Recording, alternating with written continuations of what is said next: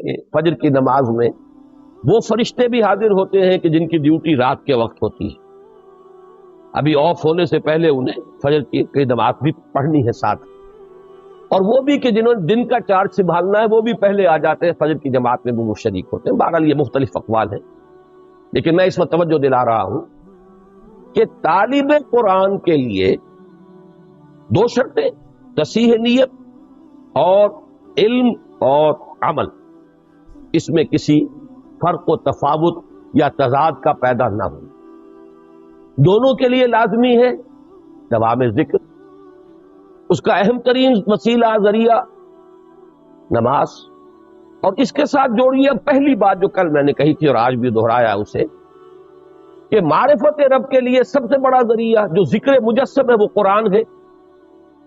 تو گویا کہ صلاۃ الفجر کا پروگرام دو عطشہ ہو گیا، اب یہ صرف صلاۃ نہیں ہے بلکہ اس کے ساتھ چیزیں جوڑ دی گئیں، جو مجسم ذکر ہے قرآن، اور جو ذکر کا سب سے زیادہ جامع اور بلند ذریعہ ہے، ان دونوں کو جمع کر دیا گیا۔ وقرآن الفجر ان قرآن الفجر کان مشہودا۔ اور اس سے بھی آگے، یہ تو چونکہ فرض نمازوں کا ذکر آ گیا ہے، ظہر سے عشاء تک اور پھر فجر، لیکن اس سے اگلی منزل بھی ہے، وَمِنَ اللَّيْلِ فَتَهَجَّدْ بِهِ نَافِلَةً لَكَ، اور رات کے ایک حصے میں بھی جاگا کرو اس کے ساتھ، یعنی یہی فجر کا جو پروگرام ہے، اس کو دو عطشہ سے عطشہ اگر کرنا چاہتے ہو تو اب رات کے ایک حصے میں سے اپنے آرام میں سے کٹوتی کرو اور کھڑے رہو، اور اس وقت خاموشی سے پرسکون انداز میں، جبکہ کوئی اور نہ دیکھنے والا ہے نہ کسی اور طرح کی ڈسٹربنس ہے، براہ راست ایک رابطہ جو ہے بندے اور رب کے درمیان اسٹیبلش ہو جاتا ہے، اس وقت اسی فجر کی کیفیت کو اس وقت دو عطشہ بلکہ سے عطشہ کر کے اس سے استفادہ۔ اس سب کا حاصل کیا ہوا؟ اس سب کا حاصل وہ ہے جو اقبال کے اس شعر میں ہے کہ چون بجاں در رفت جاں دیگر شبد، جاں چو دیگر شد جہاں دیگر شد۔ جب یہ قرآن کسی کے اندر اتر جاتا ہے، اس کے اندر تبدیلی آ جاتی ہے، اندرونی کیفیات، اندرونی احساسات، اندرونی میلانات، اندرونی رجحانات، انہی کو ہم کہیں گے جو اقدار ہیں، جو ویلیوز ہیں، ان میں انقلاب آ جائے، اور جب یہ انقلاب اندر سے آئے تو پھر یہ نہایت محکم، نہایت پائیدار انقلاب ہوتا ہے، اور بہت پرتاثیر انقلاب ہوتا ہے کہ ایک فرد کے انقلاب سے ایک عالمی انقلاب کا جو پروسیس ہے انیشیٹ ہو سکتا ہے۔ اس جیسے آپ کہتے ہیں کہ چراغ سے چراغ جلتا ہے، دیے سے دیا روشن ہوتا ہے، اسی طریقے سے ایک شخص کے اندر یہ کامل انقلاب، صحیح انقلاب، اب اس انقلابی پروسیس کو جو ہے انیشیٹ کر دے گا، شروع کر دے گا۔ اسی لیے کہا کیوں بجاں در رفت جہاں دیگر شبد، جہاں چو دیگر شد جہاں دیگر شبد۔ اس جہاں دیگر شبد کے دو حصے ہو گئے، ایک تو اس کے لیے زمین اور آسمان بدل گئے، پہلے وہ کچھ اور نظریات تھے، اب کچھ اور نظریات ہے، پہلے نقطۂ نظر اور تھا، اب نقطۂ نظر اور، تو فار دیٹ پرٹیکولر پرسن پوری دنیا بدل گئی، پوری کائنات بدل گئی، اور ایک یہ کہ پورے اس دنیا میں انقلاب برپا کرنے کے عمل کا بھی آغاز۔ اب آئیے دوسری شے کی طرف، خادمان دین، ان کے لیے نماز کی کیا اہمیت ہے؟ یہاں بھی پہلے ہمیں ڈیفائن کرنا ہوگا خادمان دین سے مراد کیا ہے، خدمت دین کسے کہتے ہیں؟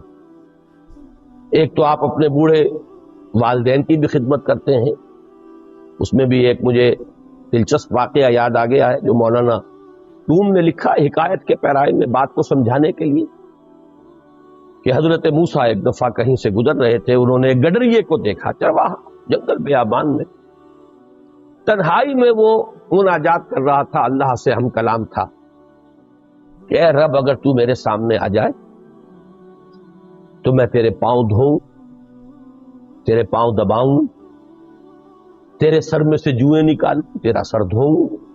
اب ایک تصور یہ تھا اس کا، کوئی ہوگا اس کا کوئی بزرگ، کوئی بوڑھی والدہ، بوڑھا والد، یا کوئی چودھری ہوگا اس کا جو اسے یہ خدمتیں لیتا ہوگا، تو اس کے ذہن میں خدمت کا یہی ایک تصور تھا۔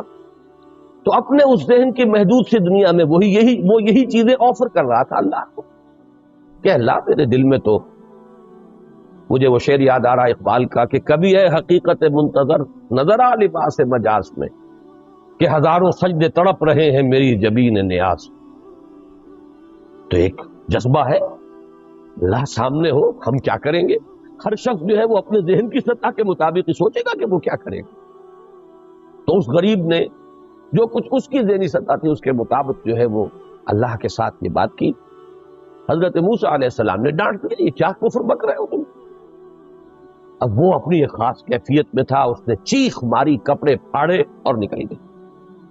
تو اللہ تعالیٰ نے فرمایا حضرت موسیٰ سے, اس یہ کوئی حدیث نہیں ہے, یہ ایک حکایت ہے, یوں سمجھ لیجئے بات کو سمجھانے کے لیے, کہ اے موسیٰ تم نے کیا کیا, میرا یہ بندہ میرے ذہن اور فکر کے مطابق مجھ سے میرے ساتھ مشغول تھا, مجھ سے ہم کلام تھا, تم نے ہمارا یہ تعلق توڑ دیا.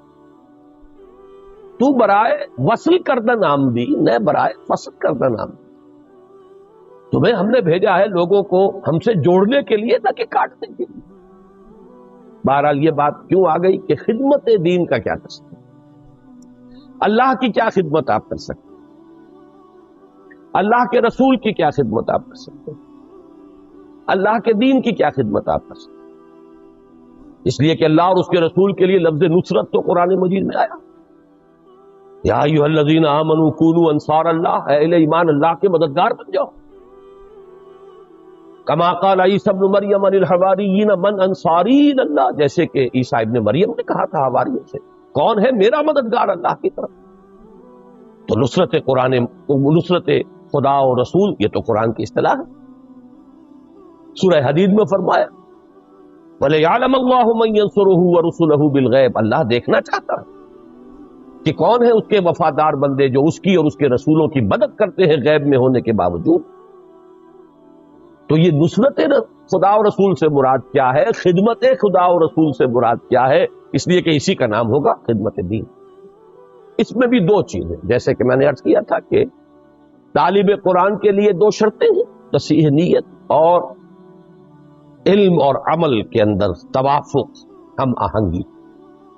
اسی طرح خدمت دین کے دو درجے ہیں, ایک ہے دعوت دین, اللہ کا پیغام لوگوں تک پہنچانا, سوئے ہوئوں کو جگانا, نیند کے ماتوں کو ہوشیار کرنا, بھولے اور بھٹکے ہوئے راہی جو ہیں ان کو صحیح راستے کی طرف, ان نشاندہی کر کے صحیح راستے کی انہیں اس راستے کی طرف بلانا. یہ ہے دعوت دین, اللہ کے راستے کی طرف بلانا. ادع الی سبیل ربک بالحکمت والموعظۃ الحسنۃ وجادلھم باللتی احسن, بلاؤ اپنے رب کے راستے کی طرف حکمت کے ساتھ اور اچھی نصیحت کے ساتھ, اور کہیں مجادلہ اور جھگڑا بھی کرنا پڑ جائے تو بھی بڑے خوبصورت انداز. کوئی ضدی آدمی ایسے بھی ہوتے ہیں کہ جن کے ساتھ ذرا مناظرے کا اور مجادلے کا انداز اختیار کرنا پڑتا ہے, لیکن اس میں بھی تمہاری طرف سے تمہارے طرز عمل میں ظاہر ہونا چاہیے کہ نہایت عمدگی کے ساتھ, خوبصورتی کے ساتھ. تو یہ جو دعوت دین ہے یہ خدمت دین کی پہلی منزل ہے, اور خدمت دین کی دوسری منزل اقامت دین, دین کو قائم. اسی کو ہم آج کل جو ہے ایک نئی اصطلاح کے حوالے سے تعبیر کر رہے ہیں اسلامی انقلاب, پورے نظام کو بدل دیں. اس کے نظام میں اس وقت جو بھی قائم ہے, جو کجی ہے, اللہ سے دوری ہے, دین سے بعد ہے, ظلم ہے, ناانصافیاں ہیں, استحصال ہے, ان سب کا قلع کما کر کے جیسے کہ ایک فرد اللہ کا بندہ بن جائے, ایسے ہی پورا نظام اللہ کی بندگی میں آ جائے. یہ اقامت دین. اس کے لیے جد و جہد, اس کے لیے محنت, اس کے لیے جان اور مال کا کھپانا, اس کے لیے جہاد بالمال والنفس یا انفاق مال و بذل نفس. اب یہ اصطلاحات ہیں. جہاد کے معنی کشاکش, رسہ کشی, کہ ایک طرف وہ ہیں جو باطل کے علمبردار ہیں, وہ چاہتے ہیں کہ باطل نظام یہاں پر قائم رہے, یا کوئی اور ہیں جو کسی اور باطل کے پیروکار ہیں، وہ چاہتے ہیں کہ وہ باطل نظام یہاں آ جائے.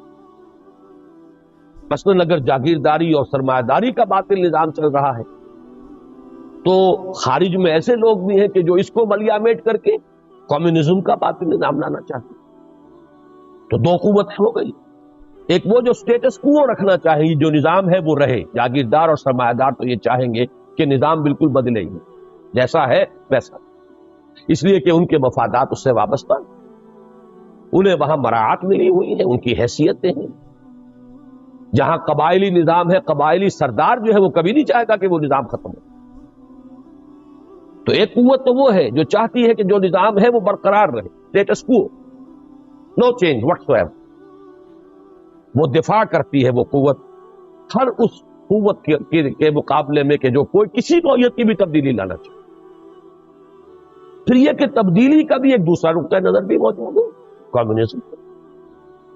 اس کے ماننے والے، اس کے چاہنے والے، اس کے لیے محنت کرنے والے، جدوجہد کرنے والے وہ بھی میدان میں ہیں. اب اس حال میں جو اللہ کے چاہنے والے، اللہ کے دین کے ماننے والے، اللہ کے دیے ہوئے نظام کو برپا کرنے کی جدوجہد کریں گے تو رسا کشی تو ہوگی، کشاکش ہو کر رہے گی. اس کشاکش کے لیے قرآن مجید نے دو اصطلاحات استعمال کی ہیں. یا تو جہاد، اور جہاد میں دو چیزیں کھپیں گی، جان اور مال. جہاد بالمال والنفس، یہ ایک اصطلاح. نمبر دو انفاق. انفاق کے معنی کیا ہے؟ کھپا دینا، خرچ کرنا. جان کا کھپانا، مال کا کھپانا. انفاق مال و بذل نفس، یہ میں نے وضاحت کر دی اصطلاحات. تو گویا کہ خدمت دین سے مراد ہیں یہ. اب اس کے لیے لازم ہے مسلسل جد و جہد، مسلسل کشاکش، مسلسل کشمکش، مسلسل قربانی، مسلسل مقابلہ. اس کے لیے قرآن مجید کی اصطلاح ہے صبر و مصابرت. یا ایھا الذین آمنوا اصبروا وصابروا ورابطوا واتقوا اللہ لعلکم تفلحون. اہل ایمان خود صبر کرو، ڈٹے رہو، جمے رہو، ہر نوع کی مخالفت کو جھیلو، تکلیف کو برداشت کرو، جو مصیبت آئے جھیلو، جو قربانی دینی پڑے دو. یہ ہے صبر. وصابروا، مصابرت باب مفاعلہ، جو تمہارے مقابلے میں تمہاری جو مخالف قوتیں صبر کر رہی ہیں ان کے صبر پر بازی لے جاؤ. ابھی تو صبر کر رہے تھے. ابو جہل نے بھی گردن کٹوائی کہ نہیں کٹوائی اپنے باطل دین اور باطل عقائد کے لیے؟ چڑھ کر آئے کہ نہیں آئے؟ تو اگر تمہارا صبر ان کے صبر سے بڑھ کر نہیں ہوگا، تمہارا صبر ان کے صبر کو مات نہیں دے دے گا، تو تمہاری بازی مات ہو جائے. اللہ تعالیٰ نے اس دنیا کو کچھ اصولوں پر بنایا. اس کی خصوصی نصرت اور مدد اسی وقت آتی ہے جب اس کے بندے ثابت کر دیں کہ انہوں نے اپنا سب کچھ لگا دیا کھپا، انہوں نے کسی چیز کو بچا کر نہیں رکھا ہے. تو چھپا چھپا کے نہ رکھی سے تیرا آئینہ ہے وہ آئینہ کہ شکستہ ہو تو عزیز تر ہے نگاہ آئینہ سا. اگر یہ ثابت کر دیں لوگ، پھر اللہ کی نصرت آتی ہے. متى نصر اللہ الا ان نصر اللہ قریب. تو صبر اور مصابرت. یا ایھا الذین آمنوا اصبروا وصابروا ورابطوا. اور اس صبر اور مصابرت کے لیے ایک لفظ اگر چاہیے تو اس کا نام ہے استقامت. کھڑے رہنا، ڈٹے رہنا، جمے استقامت. اس کے لیے دیکھیے قرآن مجید میں پھر بات وہی آئے گی. دو مرتبہ تو سورہ بقرہ میں بتایا گیا کہ صبر کہاں سے ملتا ہے، قوت کہاں سے ملے گی. استقامت کے لیے تمہاری سورس آف اسٹرینتھ کیا ہے. ایک مرتبہ تو بنی اسرائیل جو سابقہ امت تھی، جو معزول کیے گئے، تو مسلمان امت مسلمہ جو ہے وہ اس منصب پر فائز ہوئی. ان کا قبلہ منسوخ ہوا اور کعبہ جو ہے وہ اب امت مسلمہ کا مرکز اور قبلہ قرار پایا. تو جو معزول ہو رہی تھی امت، اس میں سے بھی جو بچے کھچے ایسے لوگ تھے کہ جن میں کوئی حق کو قبول کرنے کی استعداد یا صلاحیت باقی تھی، ایک تو ان سے خطاب کیا گیا ہے سورہ بقرہ کے 5ویں رکوع میں مثبت انداز، آگے پھر تنقید شروع ہو جاتی ہے، تمہارے اندر یہ خرابیاں ہیں، یہ تمہاری بدعمالیاں ہیں، لیکن 5واں رکوع جو ہے وہ مثبت انداز میں دعوت ہے، جس کا آغاز ہوتا ہے یا بنی اسرائیل اذکروا نعمتی التی انعمت علیکم وانی فضلتکم علی العالمین، یا ایھا الذین آمنوا وأوفوا بعہدکم، اپنے عہد کو پورا کرو۔ لیکن یہ کہ اس کا اختتام ہوتا ہے کہ آسان کام نہیں ہے ایک نئی نبوت اور نئی رسالت کو تسلیم کر لیں، تعصب پیدا ہو چکا ہے، عصبیت پیدا ہو چکی ہے، اپنی برتری کا احساس پیدا ہو چکا ہے۔ اب ایک امی قوم میں اللہ نے ایک نبی کو کھڑا کر دیا، ان کے پندار کے لیے ایک بہت بڑا چیلنج۔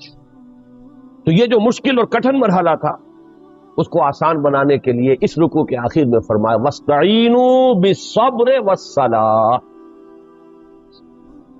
مدد حاصل کرو دو چیزوں سے، صبر سے اور نماز۔ گویا کہ یہ صبر اور صلاۃ جڑے ہوئے ہیں، یہ باہم لازم و ملزوم ہیں، انسیپریبل ہیں، ان کو ایک دوسرے سے جدا نہیں کیا۔ پھر اب غور سے سنیے، یہ ترتیب ہے۔ اس کے بعد آپ کو معلوم ہے تقریباً 14 رکوعوں میں ایک بہت ہی طویل فرد قرارداد جرم عائد کی گئی ہے بنی اسرائیل، جس کی وجہ سے تم معذور کیے جا رہے ہو آج۔ پھر بات آئے گی حضرت ابراہیم کی، خانہ کعبہ کی تعمیر کی، اور پھر تحویل قبلہ کی، اور اس کے بعد اب جو نئی امت اس منصب پر فائز ہوئی اب اس سے خطاب شروع ہوگا، یا ایھا الذین آمنوا استعینوا بالصبر والصلاۃ ان اللہ مع الصابرین۔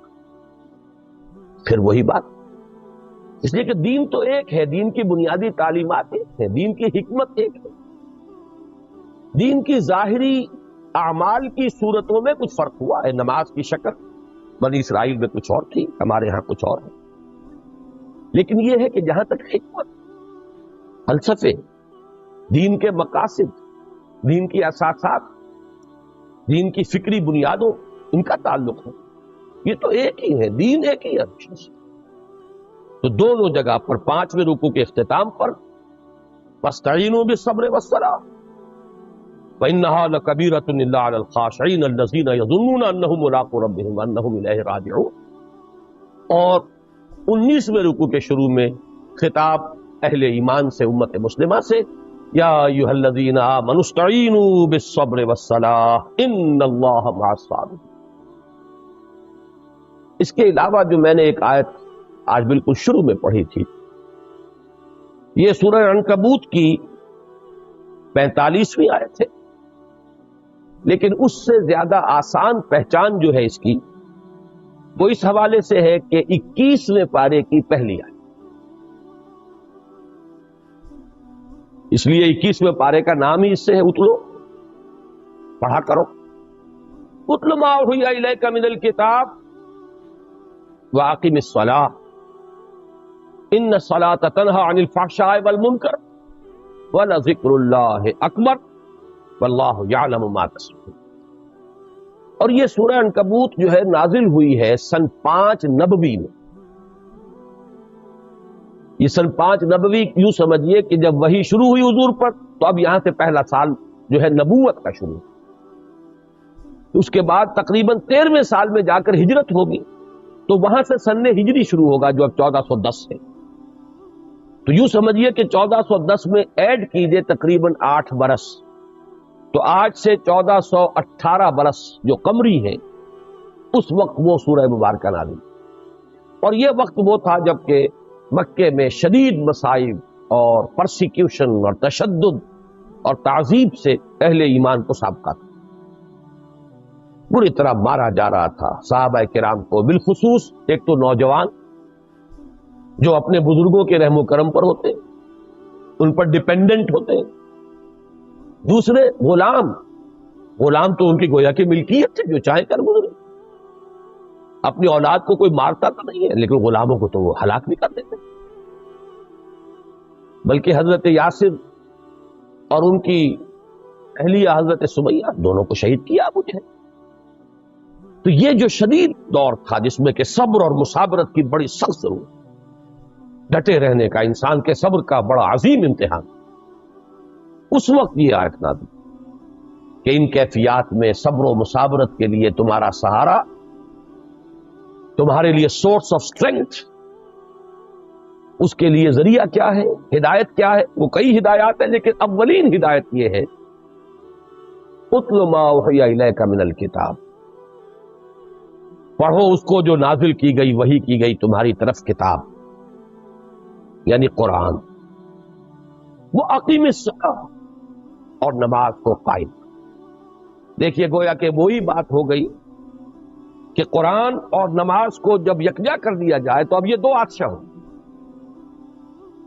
مجسم ذکر قرآن اور ذکر الہی کا جامع ترین اور بلند ترین ذریعہ نماز، جیسے وہاں تھا سورہ بنی اسرائیل کی دو آیتوں میں اقیم الصلاۃ لدلوک الشمس الی غسق اللیل وقرآن ان قرآن الفجر کان مشہودا ومن اللیل فتہجد بہ نافلۃ۔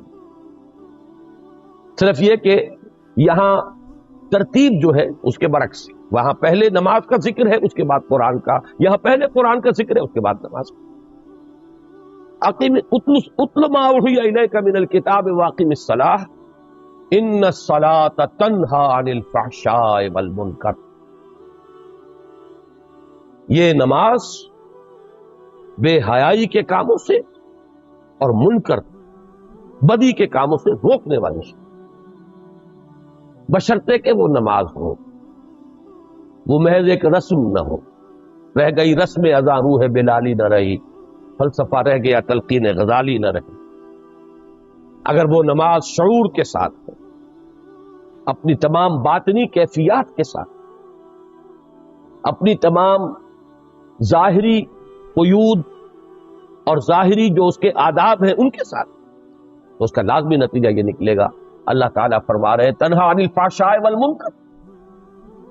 گویا کہ انسان کی ذاتی سیرت و کردار کی تعمیر کے لیے بھی یہی نماز سب سے بڑا ضرور۔ والا ذکر اللہ اکبر، یہ آیت بڑی عظیم ہے۔ اللہ کا ذکر بہت بڑی شے ہے، سب سے بڑی شے۔ یہ گویا کہ کل جو کچھ میں نے عرض کیا تھا اور آج جو میں نے آغاز میں اس کا خلاصہ دہرایا ہے، یہ اس کا گویا کہ نہایت جامع الفاظ میں اللہ تعالیٰ کی طرف سے اس کی تعبیر ہے۔ اللہ کا ذکر سب سے بڑی شے، اس لیے کہ حکمت کا پہلا مرحلہ، پہلا مسئلہ معرفت رب، اس کے لیے تذکر بالقرآن، اس کا دوسرا مرحلہ فکر صحیح کی پیش قدمی اور پیش رفت اور عمل صحیح کا برقرار رہنا اور روحانی ترقی، اس کے لیے ضروری دوام ذکر اور ذکر کی بلند ترین اور جامع ترین صورت نماز۔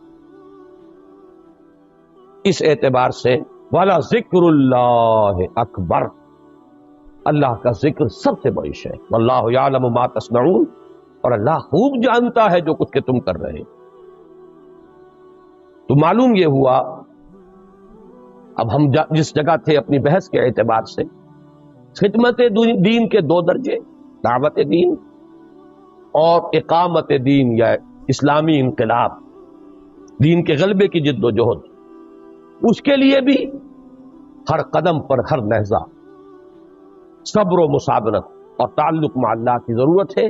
اور ان آیات کے حوالے سے بات سمجھ میں آ گئی کہ اس کے لیے بھی ذریعہ قرآن، نماز ہے اور قرآن، اور جہاں یہ دونوں جمع ہو جائیں تو کیا کہنے، نور علی نور، یہ دو آتشاں اور سے آتشاں ہے۔ یہ تو آپ کے عنوان کے حوالے سے بات ہو گئی۔ اب چند باتوں کا جیسا کہ میں نے عرض کیا تھا میں اضافہ کروں۔ پہلی بات تو جو ابھی میں نے کہی ہے اس کی تھوڑی سی مزید وضاحت۔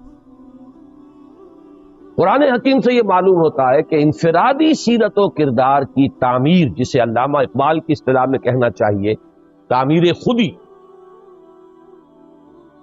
اس کے لیے جو پروگرام اللہ نے دیا ہے، اس کی جو اساسات ہیں، لفظ اساسات کو سیکھیے۔ ایک مکان آپ نے بنانا، سب سے پہلے بنیادیں بھرتے ہیں، بنیاد ہی معین کرے گی کہ اب مکان کا نقشہ کیا ہوگا، اور بنیاد ہی معین کرے گی کہ مکان مضبوط کتنا ہوگا۔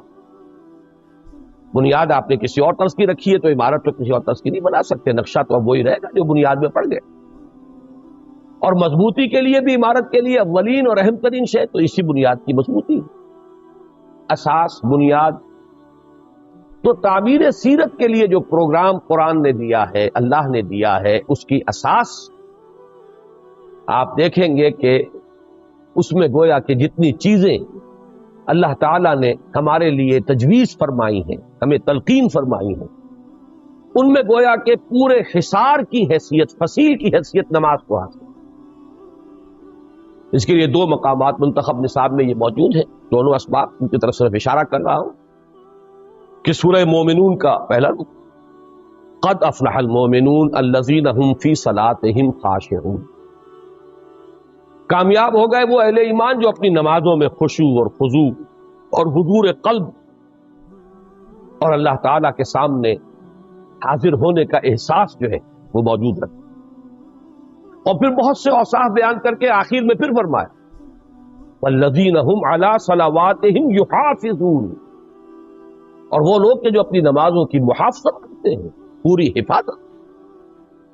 ایک میں نماز کے باطن کی طرف اشارہ ہے، باطنی کیفیت خشوع اور خضوع، اور دوسرے میں نماز کے نظام کی طرف اشارہ. اس پر میں ذرا تفصیلی بات بعد میں کروں، لیکن معلوم ہوا کہ اس پورے پروگرام کا اول و آخر نماز. یہ مضمون اور زیادہ نکھر کر آیا ہے سورہ معارج میں، جہاں انسان کو تعبیر کیا گیا ہے کہ جیسے ایک کچی شے ہے جسے پکانا مقصود. ان الانسان خلق ہلوعا، انسان اپنی خلقت کے اعتبار سے، سرشت کے اعتبار سے تھوڑ دلا ہے، کمزور ہے، کم ہمت ہے. اس کا مطلب کیا ہے؟ اذا مسہ الشر جزوعا واذا مسہ الخیر منوعا. کوئی تکلیف آتی ہے تو چیختا پکارتا ہے، نالا و شیون، فریاد، یعنی تحمل نہیں ہے، برداشت، جھیلنے کی صلاحیت اور استعداد. اور کچھ مل گیا مال تو پھر بڑا روک روک کر رکھتا ہے، اب بخل ہے، بخیل بن گیا، کسی اور کو اس سے کوئی فائدہ نہ پہنچ جائے. یہ ہے انسان کے تھڑ دلے پن کی، جو اس کی سرشت کے اعتبار سے، اس کی خلقت کے اعتبار سے، اس کی طبیعت کے اعتبار سے اس میں خامی. اس خامی کو اب پختہ کرنا ہے، اسی کا نام تعمیر سیرت ہے. بقول علامہ اقبال کے خام ہے جب تک تو ہے مٹی کا ایک انبار، تو پختہ ہو جائے تو ہے شمشیر بے زنہار. تو اس خام ہی کو تو پختہ کرنا ہے. یہ میں سے خام جو ہے اسی کو آپ نے اب بنانا ہے، جو بنانا ہے اسی کو سونا بنائیں گے. لہذا اس کا پروگرام شروع ہوا. تو یہاں بھی آپ دیکھیں گے کہ اس تعمیر سیرت یا تعمیر خودی یا انسانی شخصیت کی پختگی اور میچورٹی اور استحکام کے پروگرام میں پہلے الذین هم علی صلاتهم یحافظون، جی دائمون، الذین هم علی صلات الا المصلین. بلکہ زیادہ توجہ کے قابل یہ تھا کہ یہاں تو گویا کہ مومن اور مصلی، نماز پڑھنے والا. یہ ہمارے پنجاب کے دیہات کا مصلی نہیں، غریب، جسے کہ آپ بہت بنظر استحقار دیکھتے ہیں. مصلی تو بہت بڑی بات ہے قرآن مجید کی روح سے، کہ اس تھڑ دلے پن سے نجات کون پا سکتے ہیں؟ الا المصلین الذین هم علی صلاتهم دائمون، جو اپنی نمازوں پر مداومت، پابندی.